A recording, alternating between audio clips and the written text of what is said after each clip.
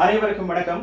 இன்று ஜூலை மாதம் 1ஆம் தேதி 2020ஆம் ஆண்டு புதன்கிழமை இரவு 9 மணிக்கு உங்களை சந்திப்பதில் மிக்க மகிழ்ச்சி அடைகின்றோம். நான் சுதாகரன், என்னோடு கலா இணைந்திருக்கிறார். வணக்கம் கலா. வணக்கம் சுதாகரன். ரொம்ப ரொம்ப ரொம்ப சந்தோஷம். இன்னைக்கு ஜூலை 1ஆம் தேதி ஆஃப் கோர்ஸ் கனடா டே. அன்னைக்கு ஒரு அழகான பிகினிங். Good evening Canada. ஒரு அற்புதமான நிகழ்ச்சின்னு சொல்லுவேன். ஏன்னா லோக்கல் நியூஸ், லோக்கல் இவெண்ட்ஸ் மற்றும் இல்லாம இந்த ஊர்ல நடக்கிற எத்தனையோ அழகான ப்ரொடக்ஷன்ஸ், பாடல்கள், இசை நிகழ்ச்சிகள், எத்தனையோ விஷயங்கள் இங்குள்ள கலைஞர்களை கொண்டு போய் நேர்களுக்கு சேர்க்கணும்ட்டு இந்த குட் ஈவினிங் கனடாவை நாங்க ஆரம்பிச்சிருக்கோம். நிச்சயமா இதுல தனியாக செய்திகள் மட்டும் அல்லாமல் கலா சொன்னது போல எங்களுக்கு எத்தனையோ தேவைகள் அன்றாடம் தெரிந்து கொள்ள வேண்டிய விடயங்கள் பல இருக்கின்றன. அது எங்களுடைய மோர்கேஜ் சம்பந்தப்பட்டதாக இருக்கலாம், வங்கி சம்பந்தப்பட்டதாக இருக்கலாம், எங்களுடைய குழந்தைகளின் பாடசாலைகள் சம்பந்தப்பட்ட விடயங்களாக இருக்கலாம், இன்சூரன்ஸ் சம்பந்தப்பட்ட விடயமாக இருக்கலாம். இப்படி பலவற்றையும் நாங்கள் அறிந்து கொள்ளுகின்ற வகையிலே ஒளிபரப்பு தேசியம் வழங்கும் குட் ஈவினிங் கனடா ஆரம்பமாகிறது. 153வது தினத்தை, பிறந்த நாளை கனடாவும் கனடா தேசத்து மக்களும் கொண்டாடி கொண்டிருக்கின்றோம். அந்த வகையில் இது ஒரு முற்றிலும் மாறுபட்ட ஒரு அனுபவத்தை தந்திருக்கும் இல்லையா கலா? நிச்சயமா COVID-19 உலகத்தை திருப்பி போட்டுன்னு சொன்னா உண்மைதான். எல்லாரோட வாழ்க்கையும், சின்ன குழந்தைகள்ல இருந்து பெரியவங்க வரைக்கும் எல்லாரோட வாழ்க்கையும் கம்ப்ளீட்டா மாத்தி இருக்கு இந்த COVID-19. அந்த வகையில கனடா டேனாலே எத்தனையோ விஷயங்கள் நடக்கும். ஒட்டவால இருந்து நம்ம வீட்டுக்குள்ள ஸ்ட்ரீட்குள்ள கூட எத்தனையோ விஷயங்கள் நடக்கும். அதுவும் இந்த வருடம் மாறி இருக்கு. ஆனா அதுலயும் மாறாத ஒரு விஷயம், நம்மளோட பிரைம் மினிஸ்டர் நமக்கு கொடுக்கிற வாழ்த்து. நிச்சயமாக கனேடிய பிரதமர் ஜஸ்டின் ட்ரூடோ அவர்கள் இன்று காலை பொழுதே கனடாவின் 153வது பிறந்த நாளை முன்னிட்டு ஒரு உரையை வழங்கியிருக்கின்றார். அதை இப்பொழுது பார்க்கலாம். Hello everyone and happy Canada Day. Today we celebrate the amazing place we call home and the people we share it with. Whether you're firing up the barbecue or heading outside with the kids, this is a chance to reflect on where we are as a country and where we're headed from here. The last few months have been hard, there's no question about that. But throughout this pandemic, we've been there for one another, because that's what it means to be Canadian.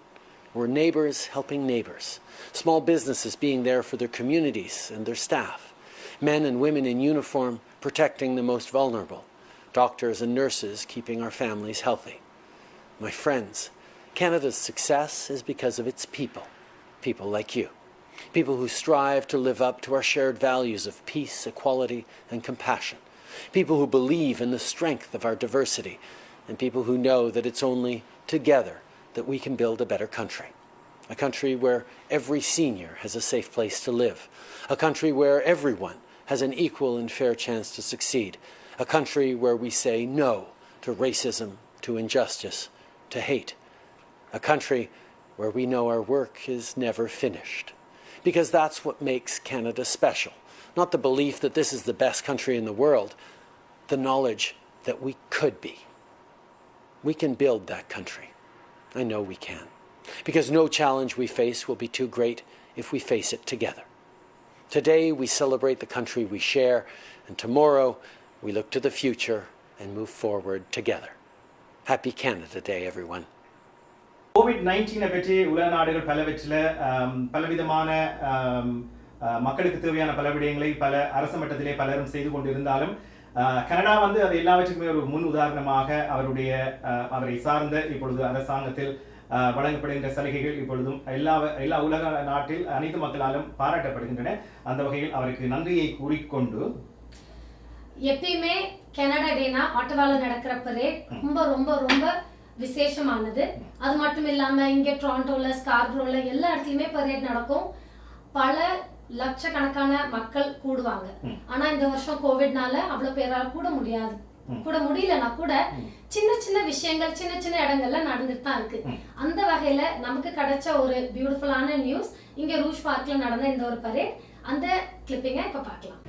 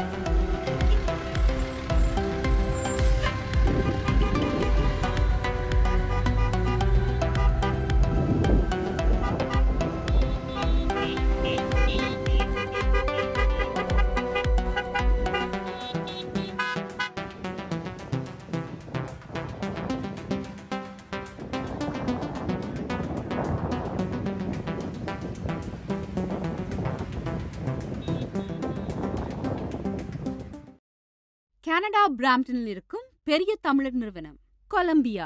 Wedding invitation முதல் அனைத்து printing தேவைகளுக்கும் Colombia printing. நீங்கள் அனுப்பும் பணம் உலகின் எந்த நாடுகளுக்கும் நம்பிக்கையோடு கிடைத்திட கொலம்பியா மணி டிரான்ஸ்ஃபர்.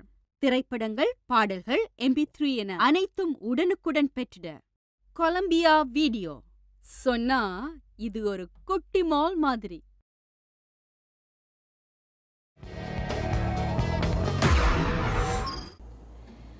COVID-19 எத்தனையோ விஷயங்களை மாத்திருக்கு. அதுல ஒரு முக்கியமான விஷயம் வந்து இந்த மாஸ்க் போட்டுட்டு இருக்கிறது.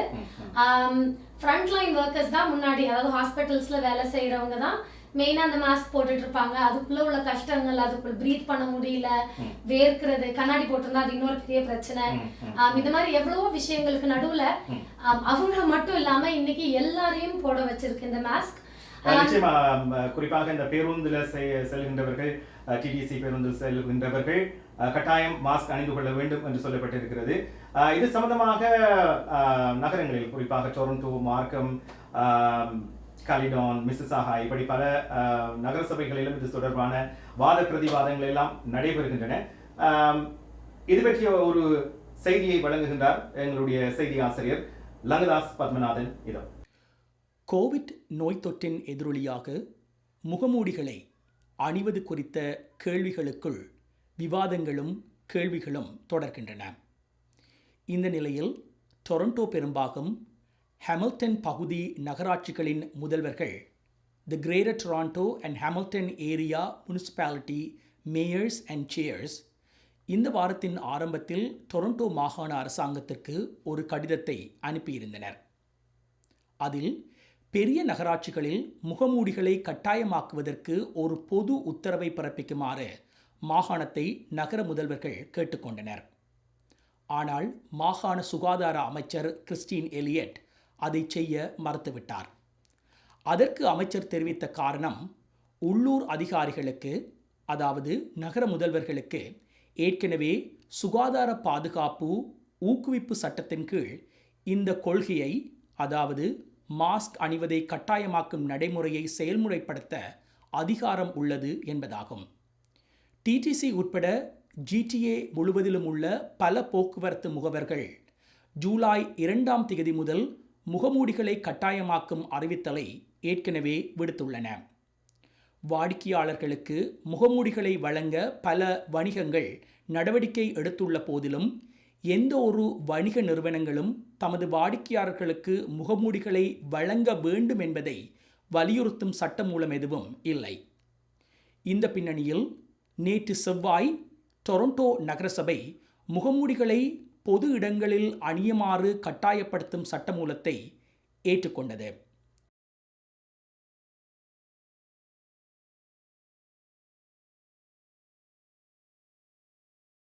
மாக்கம் நகர முதல்வர் பிராங்க் ஸ்கெப்படி ஜோ பிராந்திய சபைக்கு உட்புற அமைப்புகளில் முகமூடிகளை அணியுமாறு கட்டாயப்படுத்தும் சட்டமூலத்திற்கு ஆதரவு வழங்குமாறு அழைப்பு விடுத்துள்ளார். பிராம்டன், மிசிசாகா, கலடன் நகரங்களின் முதல்வர்களும் தங்கள் சமூகங்களில் உள்ளரங்க பொது இடங்களில் முகமூடிகளை கட்டாயமாக்குவதற்கு இதே போன்ற நடைமுறைக்கு தங்கள் ஆதரவை அறிவித்தனர். பிராம்டனில் ஜூலை 7 நகரசபையின் ஒப்புதலுடன் இந்த விதிமுறை நடைமுறைக்கு வரக்கூடும். மிசிசாகாவில் அடுத்த நகரசபை கூட்டம் ஜூலை 8 நடைபெறுகிறது. எனவே அங்கு இந்த விதிமுறை நடைமுறைக்கு ஜூலை 9 வரக்கூடும்.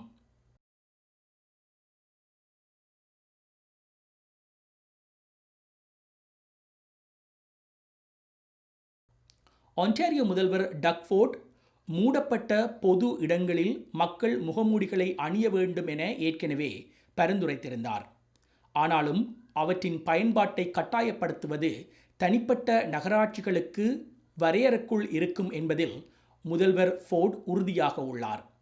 கால்ஃப், வெலிங்டன் கவுண்டி, டஃப்ரின் கவுண்டி உட்பட பல நகராட்சிகள் ஏற்கனவே இந்த நடைமுறையை சட்டமாக்கியுள்ளன. இப்பொழுது இந்த பட்டியலில் டொரண்டோ பெரும்பாகம், ஹாமில்டன் பெரும் நகராட்சிகளும் இணைகின்றன. கோவிட் தொற்றின் விளைவாக மற்றுமொரு மாற்றமாக இது அமைந்திருக்கிறது. டொரண்டோ லெஜிஸ்லேஷன் படி இவங்க எங்களை மாஸ்க் கம்பல்சரி போட சொல்லியிருக்காங்க. அண்ட் அகெயின் இப்போ நாளையிலேருந்து அகெயின் மேண்டேட் பண்ணியிருக்காங்க. பட் என்னை பொறுத்த வரைக்கும் எசென்ஷியல் ஜாப்ல இருக்கவங்க சோஷியல் டிஸ்டன்ஸ் மெயின்டைன் பண்ற மாதிரி எங்களுக்கு தெரியல. Because even I'm working out, நான் வெளியே தான் இப்போ போயிட்டு இருக்கேன் வேலைக்கு. மாஸ்க் வந்து நாங்கள் இப்போ உங்க மேண்டேட் பண்ணியிருக்காங்கிறதுக்காக டிக்கெட் வாங்கக்கூடாதுங்கிறதுக்காக போட்டுட்டு இருக்கோமே தவிர இதோட ஆக்சுவல் பெனிஃபிட் நாங்கள் ரீட் பண்ற மாதிரி தெரியல. ஸோ அன்லஸ் நீங்கள் உங்களோட ஹைஜீன் இது எல்லாத்தையும் நீங்கள் தனியாக பார்த்துக்காத வரைக்கும் இந்த மாஸ்க் போடுறது அவ்வளோ பெரிய விஷயமா தெரியல. ஸ்னீஸ் பண்ணும்போது நீங்கள் உங்கள் ஷோல்டருக்குள்ள ஸ்னீஸ் பண்ணுறதோ இல்லை ஒரு கர்ச்சிஃப் வச்சுருந்தீங்கன்னா இட்ஸ் ஃபைன். பட் இந்த மாஸ்க் போட்டதால தான் இந்த கவுண்ட்டை குறைக்க முடியும்னு நமக்கு சொன்னது எந்த அளவுக்கு ஏற்றுக்க முடியும்னு எனக்கு தெரியல. அண்ட் அகெயின் இட்ஸ் ஹிண்ட்ரன்ஸ் தான். இது வந்து எங்களை ஒழுங்காக வேலையும் செய்ய விட முடியல. அண்ட் எங்களை மாதிரி கால் சென்டரில் இருக்கிற பீப்புளுக்கு இட்ஸ் ரியலி ஹார்ட். இப்போ பேசிக்காக அகெயின் எவ்ரிடே ஆக்டிவிட்டீஸும் செய்ய முடியல. அண்ட் சம் பீப்புள் இப்போ என்னோட ஒய்ஃபுக்கெலாம் ஸ்கின் ரொம்ப சென்சிட்டிவ். அண்ட் எவ்ரி மாஸ்க் ஒரே குவாலிட்டியில் இருக்கான்னு சொல்ல முடியாது. நாங்கள் இது போடணுங்கிறதுக்காக எது கிடைக்குதோ, அண்ட் பிபி எல்லா இடத்துலையுமே ரன் அவுட் ஆயிடுச்சு, எங்கேயுமே கிடைக்க மாட்டேங்குது. ஸோ எது கிடைக்குதோ எடுத்து போட்டுட்டு இருக்கோம். அண்ட் ஸ்கின் சென்சிட்டிவாக இருக்கவங்களுக்கு, ப்ரீத்திங் இஷ்யூஸ் இருக்கவங்களுக்கு, ஆஸ்துமா இருக்கவங்களுக்கு, ஈவன் வீசிங் இருக்கவங்களுக்குலாம் இட்ஸ் வெரி ஹார்ட். பட் இந்த கொரோனாவை தடுக்கிறதுக்காக மாஸ்க் போடுறோம், உண்மையிலே நல்ல விஷயந்தான். அதுக்கு நான் எந்த மாற்று கருத்துக்களும் சொல்ல இல்லை. ஆனால் பர்சனலாக எந்த ஒப்பீனியன், இந்த மாஸ்க் போடுறது சரியான கஷ்டமான வேலை. இப்போ வேலை செஞ்சு கொண்டிருக்கும்போது மாஸ்க்கை போட்டுட்டு வேலை செய்கிறது சரியான இரிட்டேட்டிங்காக இருக்கும் சில நேரம். முக்கியமாக இப்போ நான் என்ன பார்த்தீங்கன்னா ஸ்பெக்ஸ் யூஸ் பண்ணுவேன். அப்போ நாங்கள் ப்ரீத் பண்ணும்போது அது வந்து மிஸ்ட் மாதிரி கிளியராக உருவாக்கும் நம்மளோட கிளாஸில், ஸ்பெக்ஸில். ஸோ ஐ டோன்ட் நோ, நாங்கள் போடணும் கட்டாயம். ஆனால் போடுறது மேபி நாங்கள் நாளாந்தமாக போட்டு பழகிடலாம். ஆனால் இப்போ கஷ்டமாக இருக்குது. எந்த ஒப்பீனியன் அதுதான். ப்ரொடெக்ட் பண்ணுது ஆப்வியஸ்லி. இப்போ சோஷியல் டிஸ்டன்சிங் எல்லாம் அது வந்து நல்ல விஷயம் தானே. போட்டுட்டு பக்கத்தில் நாங்கள் ஒரு ஆள்கிட்ட காய்ச்சா கூட தொற்றுலேருந்து பாதுகாக்கிறதுக்கு ஒரு வழிமுறை தான் மாஸ்க் யூஸ் பண்ணுறது. சானிடைசர் மாதிரியே மாஸ்க்கும் கட்டாயமாக பாவிக்கணும். ஆனால் என்ன செய்யறது, கஷ்டமாக இருக்குது யூஸ் பண்ணுறது. Good evening Canada. இதில் வந்து நம்ம நியூஸை மட்டும் பார்க்க போறது இல்ல, இன்னும் நிறைய விஷயங்களை பேச போறோம் அப்படின்னு சொல்லிட்டு ஆரம்பிச்சதுல இருந்து வெறும் நியூஸா பேசிட்டு இருக்கோமே சுதாகரன். ஆமாம், பார்க்கின்றவர்களும் அப்படிதான் நினைப்பார்கள். அதுக்காக தான் கனடாவிலேயே தயாரிக்கப்பட்ட உருவாக்கப்பட்ட ஒரு பாடல் உங்களுக்காக வழங்கப்படுகிறது. இது குறித்த விவரங்களை வழங்குவதற்காக எங்களோடு ஜெயபிரகாஷ் இணைந்திருக்கின்றார். பாருங்க. வணக்கம். இந்த கனடா தினத்துல அடுத்ததான் நாங்கள் பார்க்க இருக்கிறது ஒரு மியூசிக் வீடியோ. இந்த பாடலை பாடியிருக்கிறது சஹானா விஸ்வநாதன்.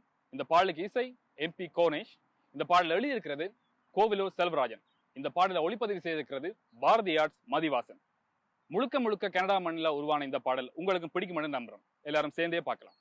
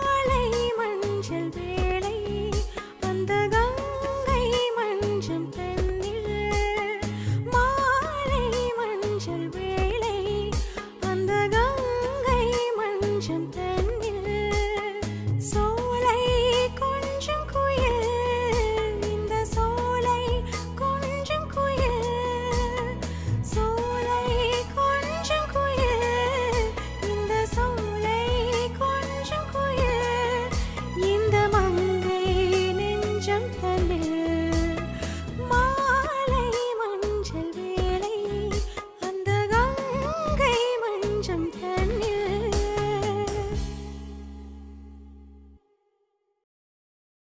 இந்த பாடலை பற்றி சொல்வதாக இருந்தால் இது படமாக்கப்பட்ட இடம் பாபு தமிழ் கரையோகி. இப்பொழுது பல கரையோகி பாடல்களுக்கு இசையை வழங்குகின்ற பாபு அவர்களுடைய ஸ்டுடியோவில் தான் இது படமாக்கப்பட்டது. மதிவாசன் அவர்கள் ஒளிப்பதிவு செய்திருந்தால் எப்படி இருந்தது பாடல்களாம்? ரொம்ப ரொம்ப அழகான பாடல். இசைக்கான அழகு வந்து யாராலுமே அதுக்கு ஈடிணையே இல்லை. நிச்சயமா அந்த வகையில் இந்த பாடல் ரொம்பவே அழகா இருந்தது. கொண்டு வந்த நிகழ்ச்சிக்கும் ரொம்ப ரொம்ப நன்றி. நன்றி நன்றி. அந்த கலைஞர்களுக்கும் வாழ்த்துக்களை கூறிக்கொண்டு அடுத்ததாக எங்களோடு கலைவாணி இணைந்து கொள்கின்றார். இந்த கோவிட்-19 நோய் பரவல் மத்தியிலே பாடசாலைகள் மூடப்பட்டிருக்கின்ற நிலையில் செப்டம்பர், குறிப்பாக கலாமுல வீட்டிலேயும் குழந்தைகள் இருப்பார்கள், செப்டம்பர் ஆரம்பமாகுமா, அவையில் போயினுமா, இப்படியான பல கேள்விகள் உங்களுக்கும் இருக்கும் இல்லையா? கண்டிப்பா 6 மாசம் 4 மாசத்தை முடிச்சிட்டோம். இன்னும் 2 மாசத்தை எப்படி கடக்கிறதுன்னு தெரியல. பிள்ளைங்களோட அவங்களோட எனர்ஜி, அவங்களோட பசி, அந்த அந்த ஆர்வ பசிக்கு நடுவுல நம்ம எல்லாம் ஒண்ணுமே பண்ண முடியாது. இப்போ சிக்கிட்ஸ்ல கூட ஒரு முக்கியமான நியூஸ் ஒன்று கொண்டு வந்தாங்க போன வாரம். கொஞ்சம் ரீசர்ச் பண்ணி பிள்ளைங்களை வீட்டில் வச்சுக்கிறதுக்கான ரிஸ்க் வந்து ரொம்பவே டிஃபிகல்ட். ஏன்னா அவங்களோட அந்த ஆர்வத்தெல்லாம் வந்து நம்மளால இது பண்ண முடியாது. ஸோ அந்த ரிஸ்க் அண்ட் பெனிஃபிட்ஸ் எடுத்து தான் செப்டம்பர்ல ஸ்கூல் தொடங்கணும்னு அவங்க சஜஸ்ட் பண்ணியிருக்காங்க. அதை பத்தியான ஒரு விஷயம் கலைவாணி அவர்கள் இதோ நமக்காக எடுத்துட்டு வராங்க. Hello everyone, today I'm going to be talking about an individual who's going to help us understand the impact COVID has on school systems and its students. I'd like to welcome Parthi Kandavale. He is a trustee for Ward 18, Scarborough Southwest. He has taken the time out of his day for us to get some insight as to what we can be expecting for our students. Vanakkam Parthi.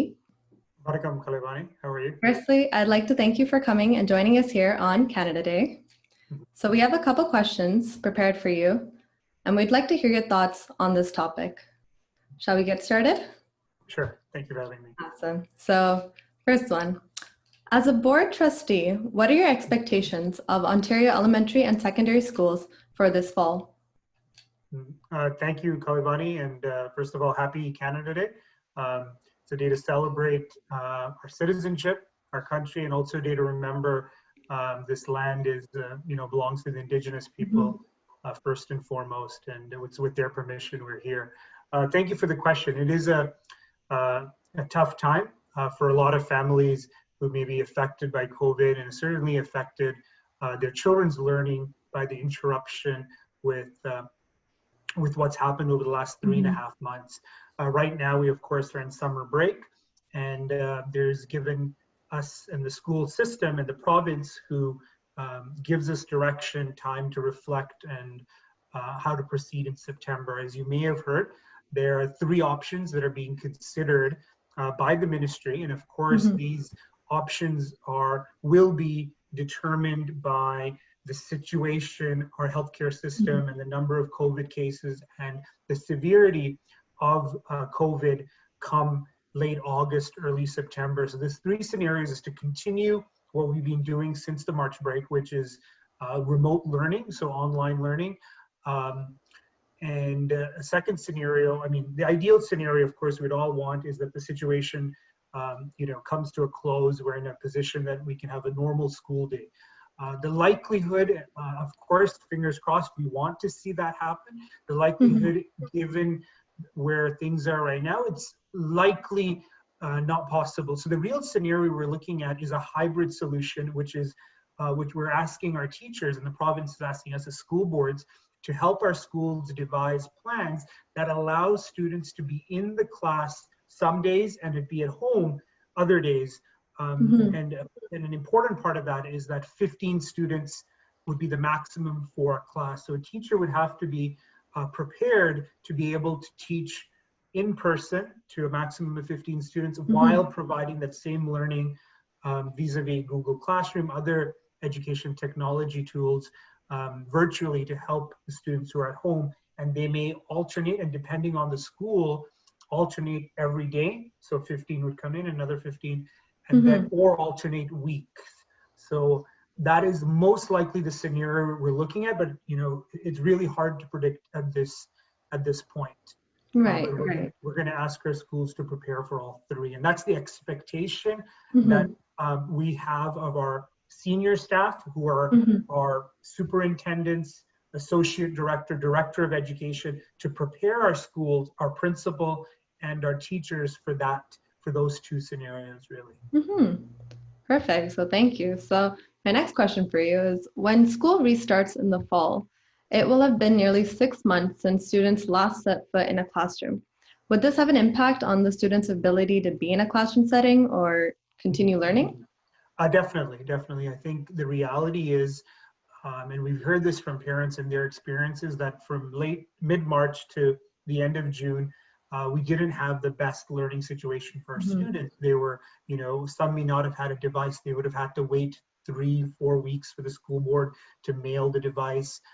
There may have been different teachers teach differently, and some may have been more proactive and had daily classes. Some may have relied just on Google Classroom, which benefits certain learners. So I think without a doubt, there has been significant what we call learning loss for students. So one of the important pieces that came from the guidelines from the Ministry of Education was to ensure that when teachers are, say, teaching a unit on fractions, not all students are going to be where you'd like to be them at the beginning of the unit. So to ensure before the unit starts that what was expected from the previous year is mastered before it's going on. So there's going to be a deliberate attempt to ensure that the learning that we would have liked to have happened in the previous year is addressed before they go on to the next unit. So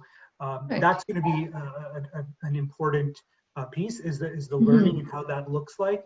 And you know, the second piece, which I know you're probably curious about, is the mental health, right? Yes. And that will vary, of course, with each child, with each school and classroom. And I think our ministry, of course, is concerned. Certainly, as a school board, we've made it a priority for our principals, our superintendents, to lead the professional development of our principals, who in turn lead our teachers to ensure what does a healthy virtual classroom look like.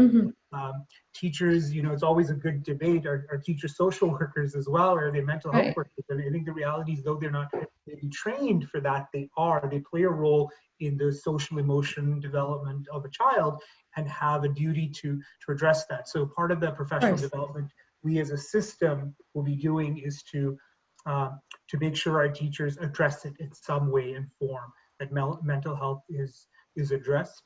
But ultimately, I think the child being hopefully in the classroom and having that bond with the teacher and their classmates and that kind of dynamic interactions will provide good mental health. And I mean, I know this as a teacher myself, that that social piece, especially, you know, we have more and more kids who are only children.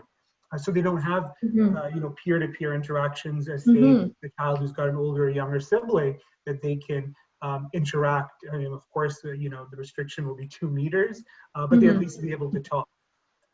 Right. Well, thank you. I think you've touched base on everything I wanted to ask you. So I want to say thank you, Parthi, for joining us and taking the time today to share all your thoughts. Take care and have a great night. Important questions. I appreciate the opportunity to no worries. Thank you. All right. Thank you. Bye. Thank you, Parthi. I think you've touched on all the points that we were looking to discuss today.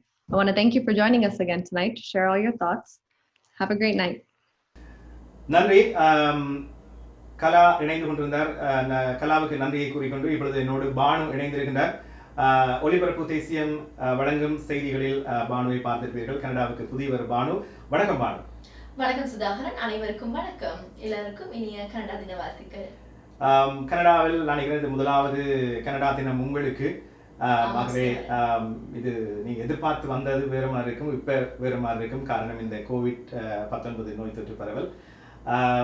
கனடாவை பற்றி இன்னும் நிறைய அறிந்து கொள்ள வேண்டும் என்று உங்களுக்கும் ஆர்வம் இருக்கும், பலருக்கும் வெளியில் இருப்பவர்களும் நிறைய ஆர்வம் இருக்கும்.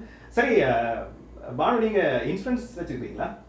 இன்சூரன்ஸ்னா இன்சூரன்ஸ், லைஃப் இன்சூரன்ஸ் இருக்கு, health insurance, mortgage insurance, travel insurance இருக்கு. நீங்க எந்த இன்சூரன்ஸை பத்தி கேக்குறீங்க? கனடாவுக்கு வந்தது இப்பதான் போல இருந்தாலும் எல்லாம் தெரிஞ்சு வச்சிருக்கீங்க.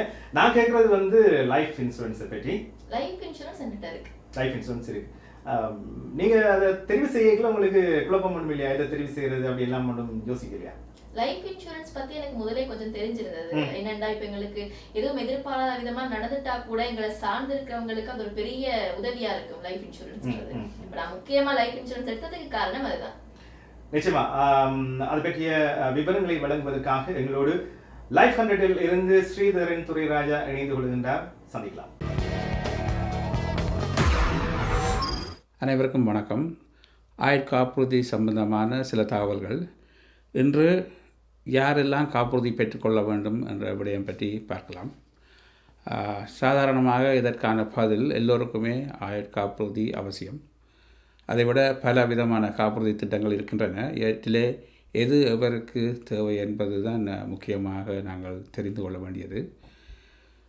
பிறந்த குழந்தை முதல் ஒரு இறக்கும் வரை எந்த வயதினரும் காப்புறுதி பெற்றுக்கொள்ள முடியும். ஆனால் அவர்களின் தேவைகள் வயதுக்கேற்றவாறு மாறுபடும். சாதாரணமாக ஒரு குழந்தை பிறந்தவுடன் அதற்கு காப்புறுதி தேவையா என்று கேட்டால் பலரும் அதை விரும்ப மாட்டார்கள். அத்துடன் தேவையும் இல்லை என்று கூறலாம். ஒருவரின் இழப்பால் அவரை தங்கியுள்ளவர்களுக்கு வருமான இழப்பு அல்லது பண இழப்பு ஏற்படும் என்பதற்காக முன்கூட்டியே செய்யப்படும் ஒரு திட்டம்தான் ஆயுள் காப்புறுதி திட்டம். இதிலே பலவிதமான நிறுவனங்கள், பலவிதமான திட்டங்கள் ஒவ்வொருவருக்கு ஏற்றவாறு ஏற்பாடு செய்யப்பட்டிருக்கின்றது.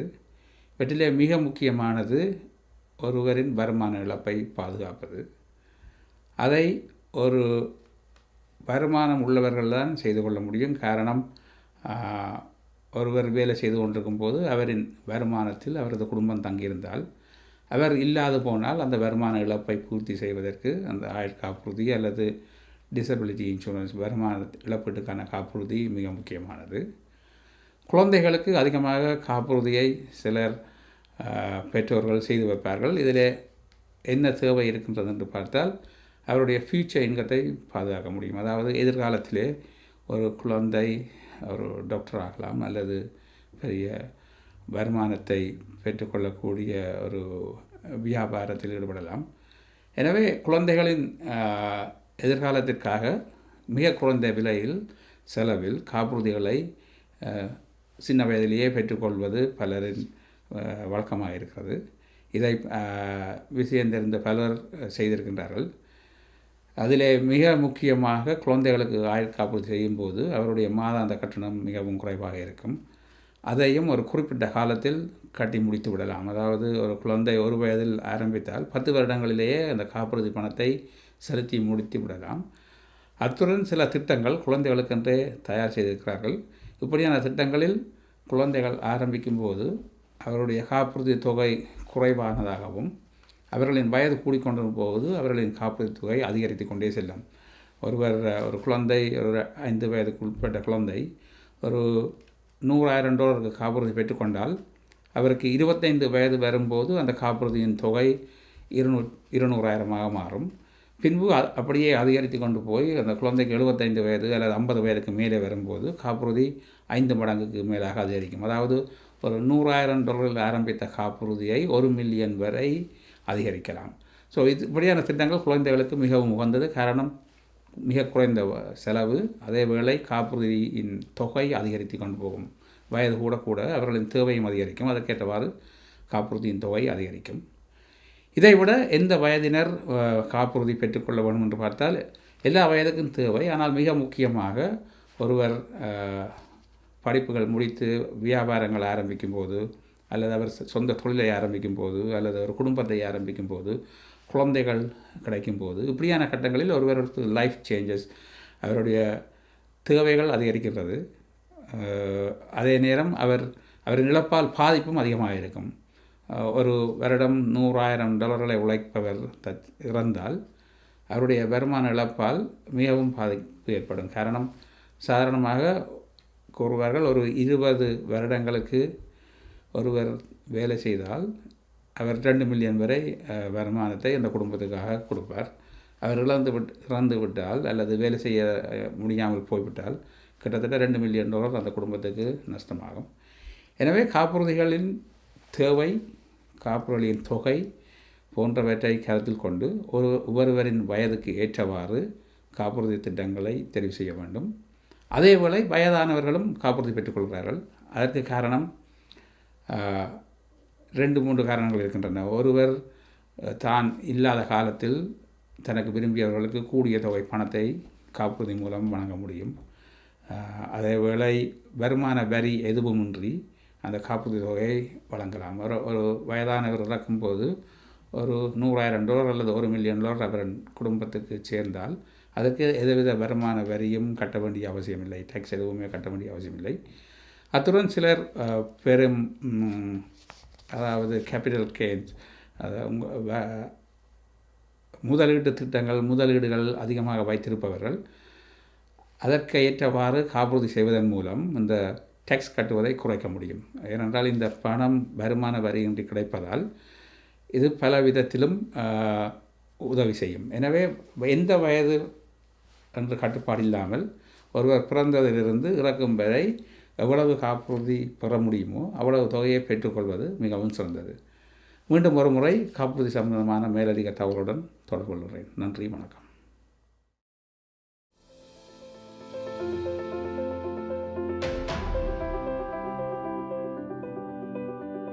We change lives for the better, especially when you need it most.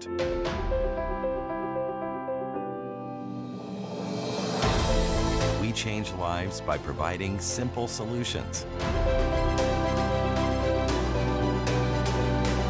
We believe in positive changes, peace of mind, and financial security. Life is for living, no matter what happens.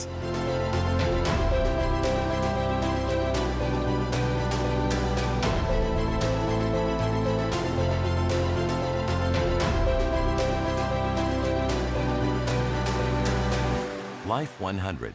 Protect what matters the most to you, your family, and your business. இதுதான் எங்களுடைய good evening கனடாவோட முதலாவது நிகழ்ச்சி. இப்போதைக்கு இந்த கிளிப்பை பார்த்த பிறகு காப்புறுதியை பத்தி நிறைய தெரிஞ்சு கொண்டிருப்பீங்க. இன்னும் கூட எங்களை பத்தி நிறைய தெரிய வேண்டுமெண்டா உங்க கருத்துக்களை பதிவு செய்யுங்கள். உங்கள் விளம்பரங்களை கூட நீங்க எங்களோட பகிர்ந்து கொள்ளலாம். நிச்சயமாக இதோட எங்களுடைய முதலாவது நிகழ்ச்சி உங்களுடைய கருத்துக்கள் வரவேற்கப்படுகின்றன. உங்களுடைய விளம்பரங்களும் இடம்பெற வேண்டுமாக இருந்தால் முழுதாக கனேடிய விடயங்கள், கனேடிய செய்திகளை தாங்கி வருகிறது. திங்கள் முதல் வெள்ளி வரை இரவு 9 மணியிலிருந்து 10 மணி வரை குட் ஈவினிங் கனடா செய்தியோடு இன்றைய இந்த நிகழ்வு நிறைவுக்கு வருகிறது. மீண்டும் நாளை இரவு 9 மணிக்கு சந்திப்போம். நன்றி, வணக்கம்.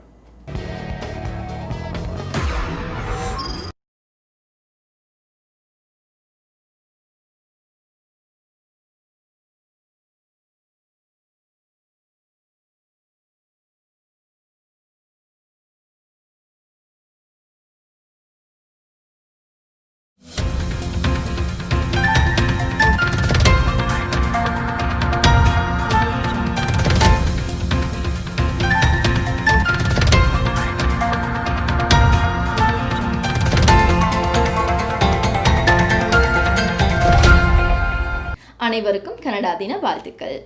இன்று ஜூலை மாதம் 1ஆம் திகதி புதன்கிழமை. ஒளிபரப்பு.com, தேசியம்நேஷன்.com ஆகிய இணையதளங்களின் இன்றைய கனடிய செய்திகள். செய்தி தொகுப்பு தேசியம் சஞ்சிகை குழுமம். வாசிப்பவர் எஸ். பானலோஜினி. கோவிட்-19 நோய் தொற்று காரணமாக கனடா தின கொண்டாட்டங்கள் இம்முறை இணையவழி நிகழ்வுகளாக மாற்றியமைக்கப்பட்டன. கனடாவின் 153 ஆண்டு கால வரலாற்றில் முன்னெப்போதும் இல்லாததைப் போலல்லாமல் இம்முறை கனடியர்கள் கனடா தினத்தை சிறிய நிகழ்வுகளாக மாற்றியமைத்திருந்தனர். 4 மாதங்களுக்கு முன்னர் நோய் தொற்று காரணமாக வணிகங்கள் மூடப்பட வேண்டும் என அரசாங்கம் உத்தரவிட்டதோடு தொற்றின் பரவலை குறைக்க கனடியர்களை வீட்டிலேயே இருக்குமாறு வலியுறுத்தியிருந்தது. கனடா தினத்தை முன்னிட்டு இன்று பிரதமர், ஆளுநர் நாயகம் உள்ளிட்ட பலரும் இன்று வாழ்த்து செய்திகளை வெளியிட்டனர். ஆளுநர் நாயகம் ஜூலியா ஃபயர்ட் தனது கனடா தின செய்தியில் நோவா ஸ்கோஷியாவில் ஏப்ரல் மாதம் நடந்த துப்பாக்கி சூட்டு சம்பவத்தை நினைவு கூறி பழங்குடி மக்களுடனான நல்லிணக்கம், கருப்பினத்தவர்களுக்கு எதிரான வெறுப்பை கண்டிக்க வேண்டியதன் அவசியம் ஆகியவற்றை வலியுறுத்தினார். பிரதமர் ஜஸ்டின் ட்ரூடோ தனது கனடா தின செய்தியில் 21ஆம் நூற்றாண்டில் கனடாவை மறுதொடக்கம் செய்து மீண்டும் கட்டியெழுப்ப வேண்டியதன் அவசியத்தை வலியுறுத்தினார். கனடிய வரலாற்றில் முதல் தடவையாக இஸ்லாமியர் ஒருவர் லெப்டினன்ட் கவர்னராக நியமிக்கப்பட்டார். அல்பர்டா மாகாணத்தில் இந்த நியமனம் அறிவிக்கப்பட்டது. அல்பர்டாவின் 19வது லெப்டினன்ட் கவர்னராக சல்மா லக்கானி நியமிக்கப்பட்டார். ஒரு சமூக வழக்கறிஞரும் வணிக உரிமையாளருமான இவர் கனடா வரலாற்றில் முதலாவது இஸ்லாமிய லெப்டினன்ட் கவர்னராக இருப்பார். ஒன்டாரியோ மாகாணத்தில் இன்று கோவிட்-19 தொற்று நோயாளர்களின் எண்ணிக்கை அறிவிக்கப்படவில்லை. இன்று கனடா தினம் என்ற காரணமாக நாளாந்த தொற்றாளர்களின் எண்ணிக்கை அறிவிக்கப்பட மாட்டாது என ஏற்கனவே மாகாண அரசாங்கம் அறிவித்திருந்தது. நாளை 2 தினங்களுக்கான தொற்றாளர்களின் எண்ணிக்கை அறிவிக்கப்பட உள்ளது. கியூபெக்கில் 66 புதிய தொற்றாளர்கள் அடையாளம் காணப்பட்டதுடன் 24 மரணங்களும் இன்று பதிவாகின. தவிரவும் நோவா ஸ்கோஷியாவில் ஒரு புதிய தொற்றாளர் அடையாளம் காணப்பட்டுள்ளார். ஆனாலும் இந்த மாகாணங்களில் எந்தவித இறப்புகளும் இன்று பதிவாகவில்லை. எமது செய்தி தொகுப்பு வார நாட்களில் குட் ஈவினிங் கனடா நிகழ்ச்சியின் இறுதியில் ஒளிபரப்பாகும். மீண்டும் நாளை சந்திப்போம். நன்றி, வணக்கம்.